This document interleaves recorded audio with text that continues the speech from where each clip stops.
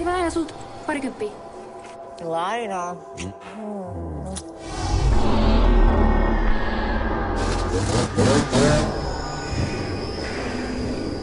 Toinen metrokuolema. Mä mietin, että jos se on tappanut useamminkin kuin 2 kertaa.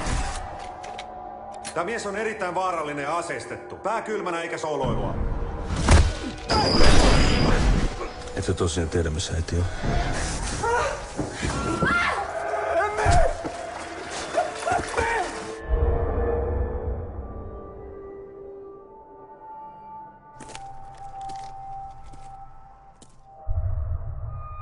Kuka pystyy määrittelemään, mikä on tyhjä ja mikä ei? Mitä olisi vaikka poliisilaki? Sepä se. Suomen laki. 10 käskyä.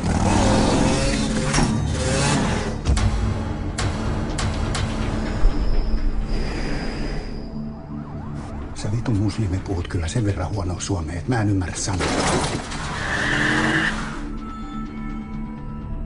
Tää on mun raamattu! Tää on sun matkan pää!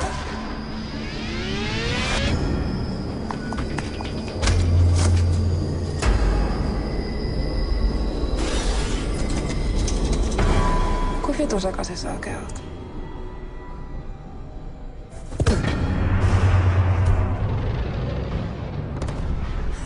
Minussa on saatana. Niin jumalata.